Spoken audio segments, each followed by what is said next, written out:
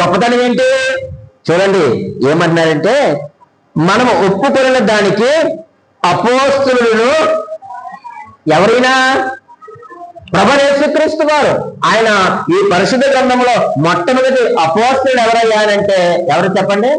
యేసుక్రీస్తు వారి అపోస్తలుడు అంటే అర్థం ఏంటి? పంపబడిన వారు.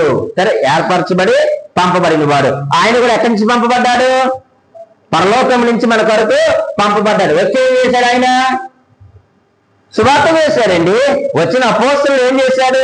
33.5 సంవత్సరాలు భూమి మీద బ్రతికి 3.5 సంవత్సరాలు ఆయన ఏం చేశాడు? సువార్త ప్రకటించాడు. అపోస్తలుడుగా తన పని చేశారు. ఇంకేమన్నాడు తర్వాత?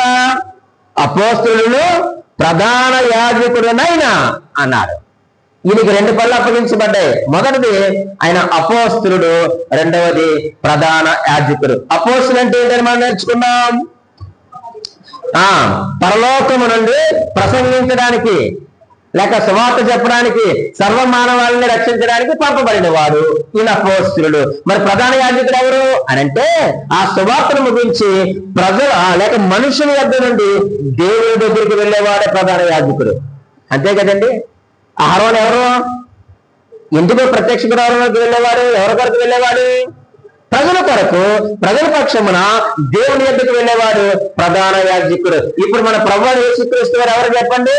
ఒకటే అపోస్తలుడు, పంపబడ్డాడు, వచ్చాడు, 3.5 సంవత్సరాలు సువార్త చెప్పాడు. ఇప్పుడు ఆయన ప్రధాన యాజకుడై మళ్ళీ ఎక్కడికి వెళ్ళాడు? దేవుని దగ్గరికి వెళ్ళాడు. మనందరి పక్షమున ఆయన దేవుని దగ్గరికి వెళ్ళి 2000 సంవత్సరాల క్రితం నుంచి ఆయన ఏం చేస్తాడు? మన కొరకు